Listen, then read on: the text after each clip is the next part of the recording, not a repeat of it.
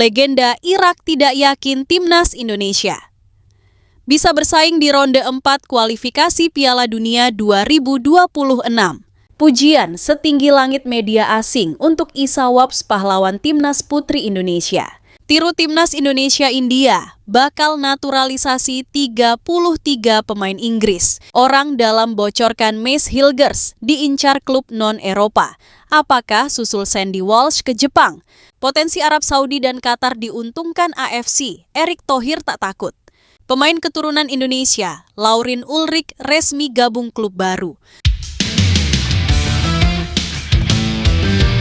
Pemain keturunan Indonesia, Laurin Ulrich resmi gabung klub baru. Pemain keturunan Indonesia yang berbanderol 29 miliar resmi bergabung ke klub baru yang bernama FC Magdeburg. Laurin Ulrich jadi sorotan publik sepak bola Indonesia. Ia adalah pemain keturunan yang saat ini berkarir di Stuttgart. Di tengah rumor yang mengabarkan dirinya sedang dibujuk untuk main di timnas Indonesia, ia mendapatkan kabar baik. Laurin Ulrich resmi gabung klub barunya FC Magdeburg dengan status pinjaman. Sebelum dipinjamkan ke FC Magdeburg, Laurin Ulrich sendiri baru saja menandatangani kontrak jangka panjang dengan Stuttgart. Nah, kepindahan Laurin Ulrich ke FC Magdeburg membuat dirinya bisa mendapatkan kesempatan untuk bermain lebih banyak. FC Magdeburg merupakan klub yang berkompetisi di Bundesliga 2. Klub ini sempat menjadi juara Eropa dengan meraih titel Piala Winners pada musim 1973 dengan mengalahkan AC Milan di partai final. Musim lalu, klub baru Laurin Ulrich tersebut finish di urutan kelima klasemen akhir kasta kedua Liga Jerman. Sementara itu, Laurin Ulrich merupakan pemain yang punya darah Indonesia dari sang kakek. Gelandang 20 tahun tersebut dikabarkan bakal dibujuk untuk bisa bermain untuk timnas Indonesia. Walau begitu, PSSI harus bergerak cepat jika memang menginginkan Laurin Ulrich. Pasalnya ia merupakan pemain potensial yang bisa saja dipanggil ke timnas Jerman senior. Apalagi dirinya sudah berpengalaman di Jerman kelompok umur.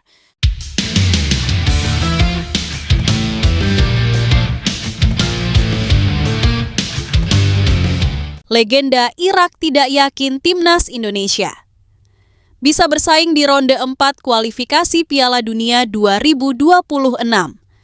Legenda tim nasional Irak Ali Wahaib tidak yakin negaranya dan juga beberapa tim lain bisa dengan mudah lolos langsung ke Piala Dunia 2026 karena ada negara yang lebih diunggulkan. Ali Wahaib mengatakan bahwa Arab Saudi dan Qatar menjadi kandidat kuat buat lolos langsung ke Piala Dunia 2026 karena statusnya adalah tuan rumah di ronde keempat. Irak dan timnas Indonesia akan berlaga di ronde keempat kualifikasi Piala Dunia 2026 zona Asia yang akan berlangsung pada Oktober mendatang. Sampai dengan saat ini AFC belum melakukan drawing group untuk ronde keempat yang rencananya baru akan dilakukan pada 17 Juli lalu. Di ronde keempat nanti, hanya juara grup yang mendapat tiket langsung ke Piala Dunia 2026.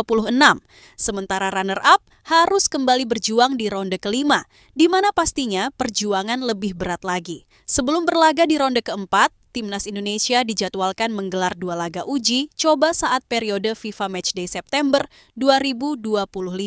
Kabarnya, lawan yang akan dihadapi tim Merah Putih berasal dari Timur Tengah, yaitu Kuwait dan Lebanon. Uji coba melawan kedua negara tersebut disebut-sebut akan berlangsung di Stadion Utama Gelora Bung Karno, SUGBK, Senayan, Jakarta.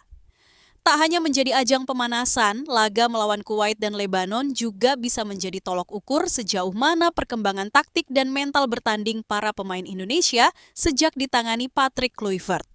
Secara teknis, Kuwait dan Lebanon dikenal sebagai tim yang mengandalkan kekuatan fisik, disiplin bertahan, dan serangan balik cepat. Hal ini akan menuntut Indonesia untuk bermain dengan tempo tinggi, penguasaan bola yang lebih baik, dan ketenangan saat berada di bawah tekanan.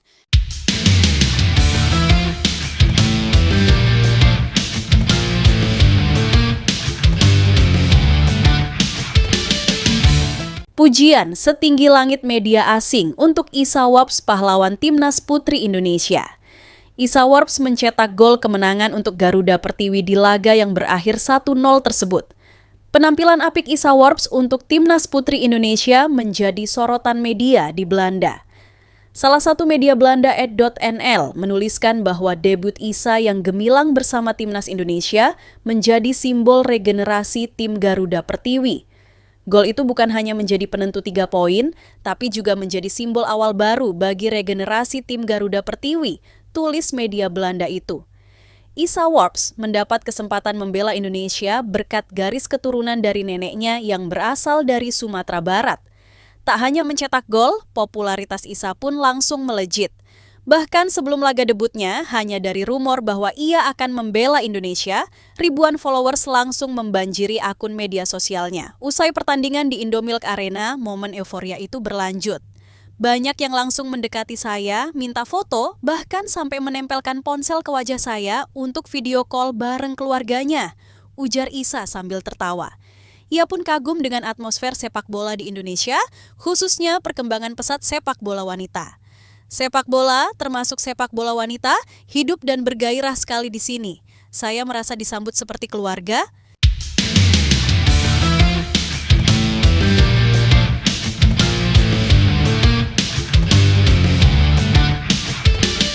Tiru timnas Indonesia India, bakal naturalisasi 33 pemain Inggris. India mulai membuat gebrakan besar dalam dunia sepak bola Asia. Federasi Sepak Bola India, IFA, dikabarkan akan meniru strategi Indonesia yakni menaturalisasi pemain keturunan. Dalam laporan mengenai rencana PSSI-nya India itu, media Cina mengulas soal keberhasilan Indonesia dalam urusan pemain naturalisasi. Erick Thohir sebagai Ketua Umum PSSI menurut media Cina itu dianggap berhasil memperkuat tim nasional dengan lebih dari 12 pemain keturunan yang dinaturalisasi. Hasilnya sangat nyata, timnas Indonesia mampu melaju hingga babak 16 besar Piala Asia 2024 dan lolos ke putaran final kualifikasi Piala Dunia Zona Asia, bahkan mengalahkan tim-tim kuat seperti China, Bahrain dan menahan imbang Australia di fase grup.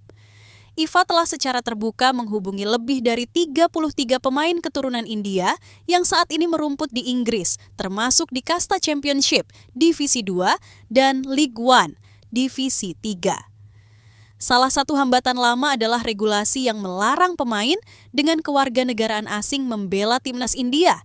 Namun, aturan ini kabarnya sedang dalam proses revisi agar lebih inklusif. Menurut laporan, IFA melihat peluang besar karena sejarah kolonial India dengan Inggris telah menghasilkan banyak pemain keturunan yang lahir dan berkembang di sistem sepak bola Eropa. Jika proses naturalisasi berjalan lancar, India disebut bisa dengan cepat membentuk tim nasional yang kualitasnya mendekati level Eropa. Fenomena ini mengonfirmasi bahwa naturalisasi kini menjadi jalan cepat bagi negara-negara Asia untuk mengejar ketertinggalan dari raksasa-raksasa Asia seperti Jepang, Korea Selatan, dan Australia.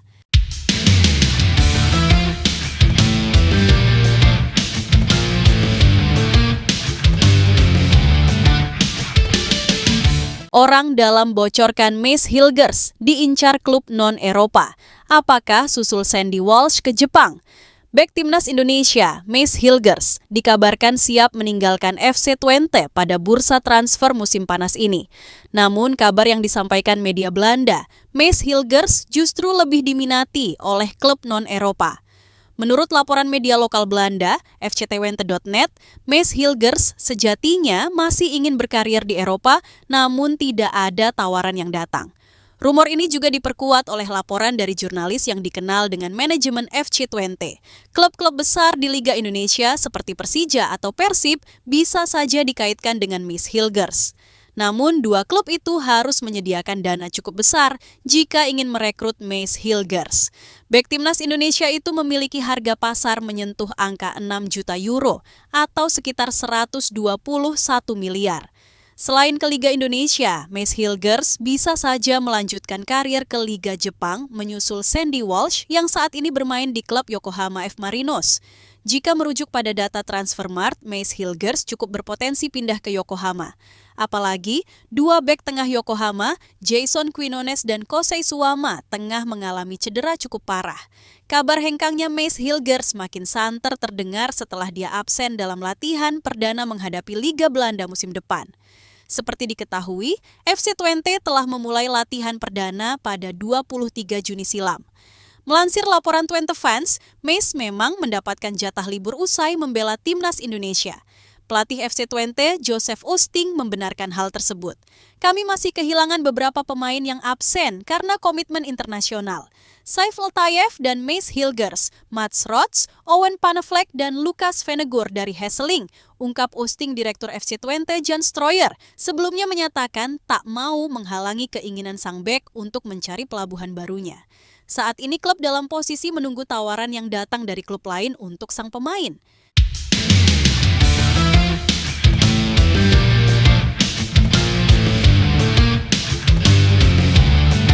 Satoru Mochizuki kagum dengan penampilan 4 pemain diaspora baru Timnas Putri Indonesia. Kata Satoru Mochizuki, keempat pemain keturunan itu bisa tampil lebih baik lagi di pertandingan melawan Pakistan. Juru taktik asal Jepang itu langsung menurunkan 4 pemain diaspora baru melawan Kirgistan pada laga pertama grup D kualifikasi Piala Asia Putri 2026. Adapun 4 pemain diaspora yang dimaksud itu adalah Iris De Roo, Isa Worps, Emily Nahon, dan Felicia De Zeo. Dari 4 pemain itu, hanya Isa Worps yang tidak bermain selama 90 menit. Meski begitu, Isa Worps sukses menjadi pahlawan Timnas Putri Indonesia. Sebab, ia berhasil mencetak 1 gol ke gawang Kirgistan dan membuat Timnas Putri Indonesia menang. 4 pemain yang baru gabung sudah memberikan performa terbaik. Saya rasa mereka punya kelebihan dari hari ini. Saya berharap untuk pertandingan ke depannya, mereka bisa tampil lebih baik lagi, kata Satoru Mochizuki. Satoru Mochizuki ingin keempat pemain diaspora itu bisa tampil lebih baik lagi, terutama Isa Worps. Kami punya Isa Worps yang memiliki kecepatan dan menggiring bola dengan baik. Ya, semoga bisa lebih baik lagi, kata Satoru Mochizuki. Sementara itu, Kapten Timnas Putri Indonesia Safira Ika mengatakan bahwa komunikasi ia dan teman-teman diaspora berjalan dengan baik. Ia juga memuji permainan dari keempat pemain berdarah Belanda itu. Safira Ika senang Timnas Putri Indonesia bisa menang lawan Kirgistan. Ia mengucapkan terima kasih kepada rekan-rekannya dan supporter yang sudah datang langsung ke Indomilk Arena. Saya berharap di laga selanjutnya bisa tampil lebih baik lagi dan menang. Saya selalu bilang ke teman-teman untuk berjuang 100% karena kami bermain di kandang dan tidak ada peringkat kedua untuk lolos. Tutup Safira Ika.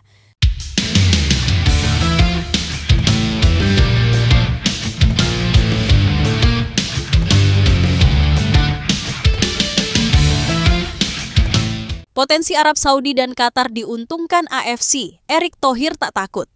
Ketua Umum PSSI Erick Thohir mengungkap pandangannya setelah terpilihnya Arab Saudi dan Qatar sebagai tuan rumah ronde keempat, kualifikasi Piala Dunia 2026 zona Asia. Daripada memikirkan keuntungan yang didapat Arab Saudi dan Qatar atau adanya potensi kecurangan, pihaknya memilih fokus untuk memaksimalkan persiapan Timnas Indonesia. Bagi Erick Thohir, keputusan sudah dibuat oleh AFC dan sulit diubah. Ia juga tahu bakal ada keuntungan tersendiri bagi tim tuan rumah, namun Timnas Indonesia harus siap menghadapi situasi apapun. Erick Thohir yakin jika dipersiapkan dengan baik, Timnas Indonesia bisa bersaing dengan Arab Saudi atau Qatar selaku tuan rumah. Sebelum berlaga di ronde keempat, Timnas Indonesia dijadwalkan menggelar 2 laga uji coba saat periode FIFA Matchday September 2025.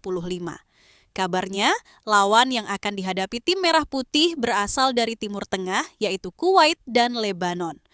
Uji coba melawan kedua negara tersebut disebut-sebut akan berlangsung di Stadion Utama Gelora Bung Karno, SUGBK, Senayan, Jakarta.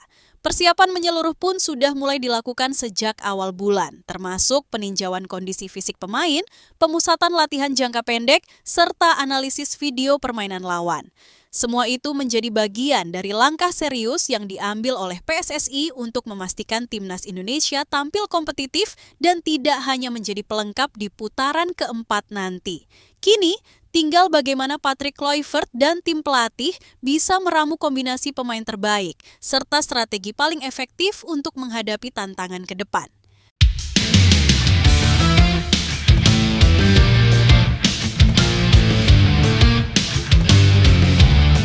Pemain naturalisasi lain sibuk persiapan musim baru, Justin Hubner hilang dicari netizen.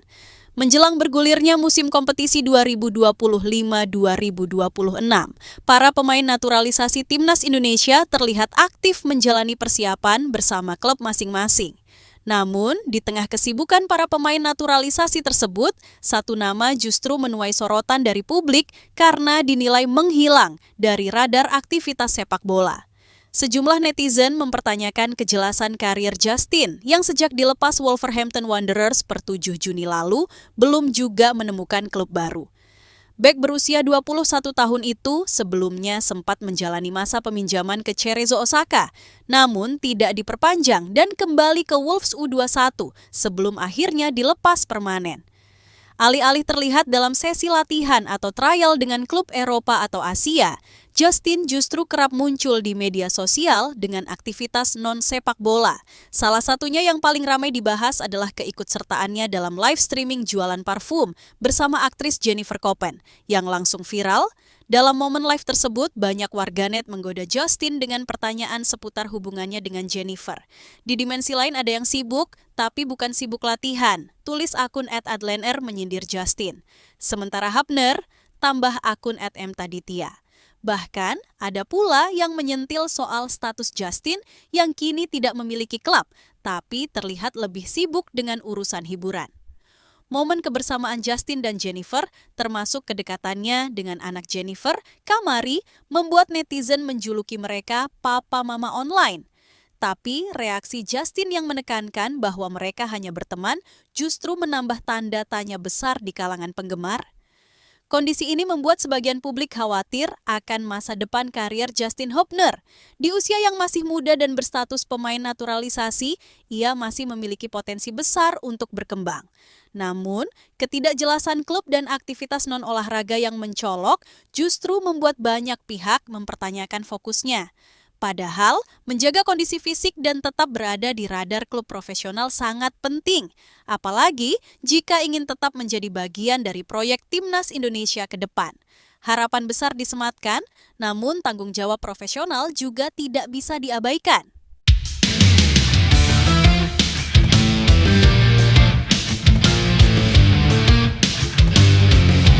Kenapa Rahmat Darmawan jadi pelatih tim Indonesia All-Star di Piala Presiden 2025? Rahmat Darmawan resmi ditunjuk sebagai pelatih tim Liga Indonesia All-Star yang akan tampil di Piala Presiden 2025. Lantas, apa alasannya? Sosok yang akrab disapa RD itu dipilih karena melihat rekam jejaknya yang mentereng di sepak bola nasional. Sepanjang karier melatihnya, Rahmat pernah memegang sejumlah klub dengan menjadi juara Liga Indonesia bersama Sriwijaya FC dan Persipura Jayapura. Selain kedua klub tersebut, ia juga sempat membesut tim-tim besar yang ada di tanah air. Bukan itu saja, Rahmat Darmawan pernah menukangi klub Malaysia, T-Team. Tidak hanya di level klub, RD sempat mengarsiteki Timnas Indonesia U23 dan mampu mempersembahkan 2 medali perak di SEA Games 2011 dan 2013. Melihat pengalaman yang ada, panitia yakin RD adalah sosok tepat menukangi Witan Sulaiman dan kawan-kawan. Dengan punya pengalaman panjang melatih klub Indonesia bahkan luar negeri, dan terakhir Coach RD pegang lisensi kepelatihan yang cukup untuk menangani klub profesional di kasta tertinggi, Arya Sunilingga. Pada Piala Presiden 2025, juara akan mendapatkan hadiah uang sebesar 5,5 miliar, meningkat dari edisi sebelumnya. Sementara runner-up menerima hadiah 3 miliar, peringkat 3 2 miliar, dan peringkat 4 1 miliar.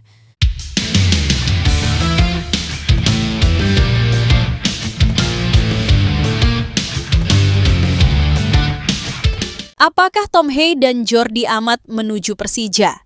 Pelatih, mereka datang, kita lebih kuat. Pelatih Persija Jakarta, Mauricio Souza, jujur dengan perasaannya yang menginginkan Tom Hey dan Jordi Amat bergabung dengan skuad asuhannya saat ini. Dua pemain Timnas Indonesia, Tom Hey dan Jordi Amat, menjadi salah satu yang dikaitkan bakal bergabung dengan tim kesayangan Jakmania itu. Mauricio Souza mengaku girang jika Macan Kemayoran sukses mendapatkan Tom Hey dan Jordi Amat karena mereka memiliki kemampuan yang sangat baik. Saat ini Tom Hey tidak memiliki klub usai, memutuskan pergi meninggalkan Almere City, kompetisi Belanda. Begitu juga dengan Jordi Amat di mana masa baktinya dengan Johor Darul Takzim di Malaysia selesai. Mauricio Souza mengaku sama sekali tidak tahu mengenai rumor Jordi dan Tom Hey. Akan tetapi, jika benar, ia senang karena Persija bakal tambah kuat. Lebih dari itu, Mauricio Souza menyebut Tom Hey dan Jordi Amat adalah tipe pemain kesukaannya. Terlebih lagi keduanya adalah pemain andalan Timnas Indonesia saat masih ditukangi Shin Tae-yong atau kini bersama Patrick Kluivert. Pasti mereka adalah pemain yang bagus, katanya menambahkan lagi.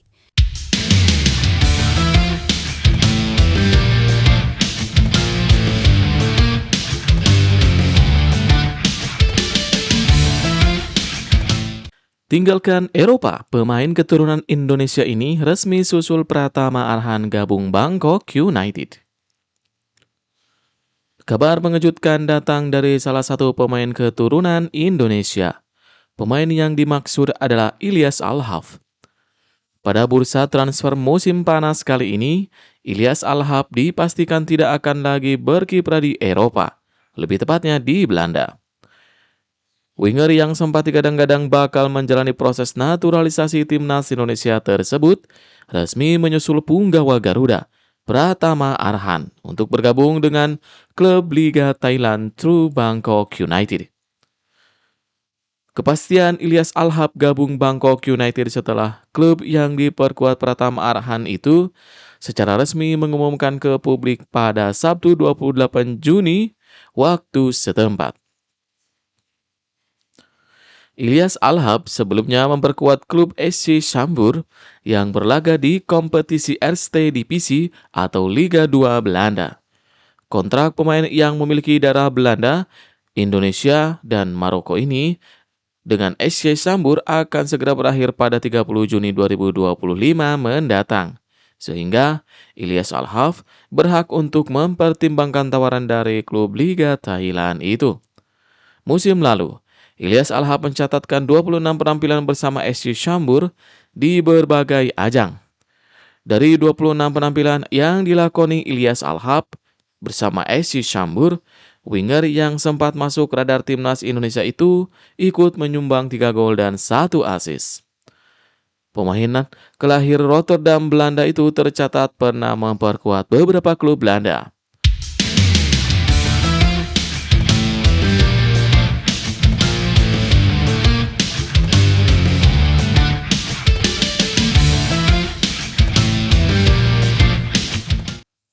Sukses digelar, Erick Thohir minta mertua Pratama Arhan rutin gelar turnamen usia dini.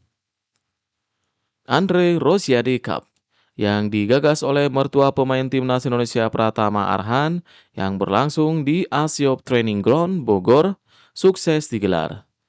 Mendukung adanya turnamen ini, Ketua Umum PSSI Erick Thohir yang hadir buat menutup event ini berharap Andre Rosiade terus menggelarnya secara rutin. Turnamen yang memang dikhususnya untuk anak-anak usia belia ini mendapat sambutan positif dari masyarakat. Terbukti, banyak tim dari berbagai sekolah sepak bola atau SSB ikut meramaikannya. Yang menarik adalah tidak ada biaya pendaftaran buat peserta yang ikut turnamen ini. Bahkan, panitia menyediakan makan gratis selama event berlangsung. Saya berharap kejuaraan seperti ini, Pak Andre, jangan sekali ini saja. Saya berharap bisa berkali-kali, paling tidak setiap tahun itu harus ada, kata Erick Thohir. Selain itu, Erick Thohir juga mendorong langkah Andre Rosiade dapat ditiru oleh pecinta sepak bola di setiap daerah di tanah air. Ini bukti bahwa kepedulian sepak bola itu tidak hanya dilahirkan oleh PSSI saja, karena ketika semua individu membantu seperti Pak Andre ini luar biasa. Sehingga pembinaan dari bawah ini bisa lebih dimudahkan ketimbang PSSI bekerja sendiri. Coba kalau ada tokoh-tokoh dari provinsi lain seperti Pak Andre, luar biasa. Puji Erick Thohir. Menjawab apa yang diminta Erick Thohir, Andre Rosiade akan kembali menggelar turnamen usia muda dengan lebih besar pada 9 Agustus mendatang. Turnamen ini akan melibatkan 5 kelompok umur yakni U8, U9, U10, dan U11 juga U12, di mana nantinya Andre berharap PSSI terus mendorong agar kompetisi sepak bola usia muda ini dapat terus dilakukan guna menghasilkan pemain timnas di masa mendatang. Andre Rosiade menegaskan digelarnya turnamen sepak bola usia muda ini merupakan bentuk komitmennya untuk menumbuhkan bibit-bibit pemain muda yang nantinya bisa menjadi pemain tim nasional Indonesia.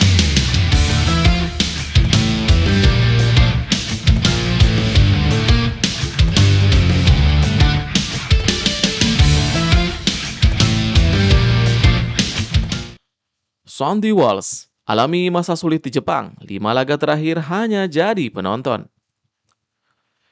Bek timnas Indonesia Sandy Walsh tengah menghadapi periode sulit dalam karirnya setelah hijrah ke kompetisi sepak bola Jepang. Harapan untuk meniti karir gemilang di Asia Timur justru berubah menjadi mimpi buruk. Sejak bergabung dengan klub raksasa J-League, Yokohama F. Marinos, performa dan menit bermain Walsh mengalami penurunan drastis. Bahkan, dalam 5 laga terakhir, ia hanya menjadi penonton dari bangku cadangan. Kepindahan Sandy Walsh ke Yokohama F. Marinos diumumkan secara resmi pada 19 Februari lalu. Di awal musim 2024-2025, karir Sandy Walsh di Jepang tampak menjanjikan. Di bawah asuhan pelatih asal Inggris, Steve Holland, ia mendapat kepercayaan penuh.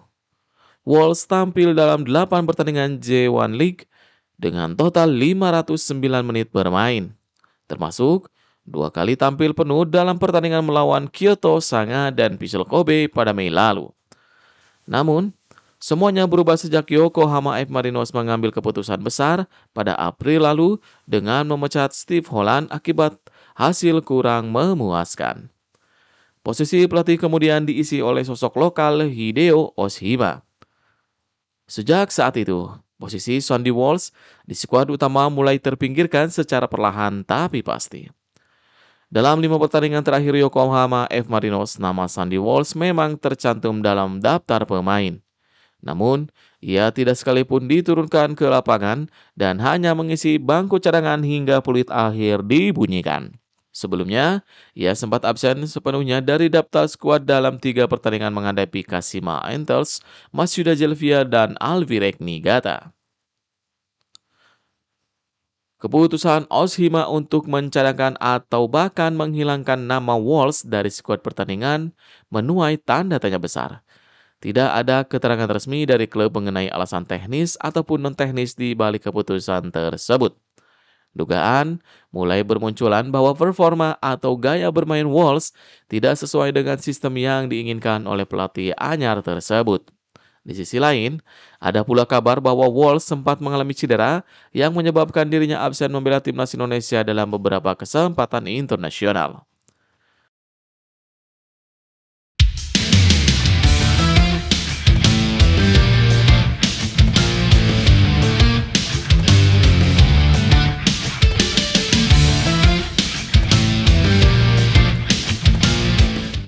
Timnas U23 Indonesia dihantui rekor buruk atas Malaysia jelang bertemu di ASEAN Cup U23 2025. Kedua negara dipastikan bakal berduel di laga terakhir grup A ASEAN Cup U23 2025. Duel Timnas U23 Indonesia versus Malaysia akan dihelat di Stadion Utama Gelora Bung Karno, Jakarta pada 21 Juli 2025 mendatang. Timnas U23 Indonesia perlu waspada menghadapi rival serumpunnya. Garuda Muda kesulitan menang saat berduel lawan Harimau Muda. Dilansir melalui PlayScore, Malaysia unggul dari Timnas U23 Indonesia dalam 5 pertemuan terakhir. Harimau Malaya mencatatkan 3 kemenangan atas tim Merah Putih. Bahkan, dalam pertemuan terakhir di fase grup Piala AFF U23 2023, Malaysia menang skor 2-1. Ketika itu, Timnas U23 Indonesia unggul lebih dahulu melalui gol Ramadan Sananta. Sayangnya, Malaysia sukses membalikan keadaan melalui brace pemain naturalisasi dari Skotlandia Fergus Yearndy. Malaysia pun meraup kemenangan comeback skor 2-1. Sementara dua kemenangan yang lain diperoleh Malaysia dalam fase semifinal SEA Games 2017 serta kualifikasi Piala Asia U23 2018. Malaysia menaklukkan timnas U23 Indonesia dengan skor 1-0 dan 3-0. Sebaliknya, timnas U23 Indonesia hanya meraup 2 kemenangan saja dalam 5 pertemuan terakhir. Namun, hasil yang diperoleh timnas U23 Indonesia tidak terjadi dalam waktu normal alias 90 menit. Yap, 2 kemenangan timnas U23 Indonesia diperoleh melalui babak adu penalti. Pertama, kemenangan timnas U23 Indonesia terjadi dalam partai perebutan medali perunggu SEA Games 2021 di Vietnam. Timnas U23 Indonesia memenangi adu penalti dengan skor 4-3 usai imbang 1-1 di waktu normal. Kemenangan kedua terjadi di babak semifinal SEA Games 2013. Timnas U23 Indonesia juga menang melalui drama adu penalti. Garuda Muda menang 4-3 di babak adu penalti usai imbang 1-1. Tentu saja, hal ini harus diwaspadai oleh Gerald van den Burg selaku juru taktik. Pasalnya, laga terakhir fase grup hanya digelar dalam 90 menit saja.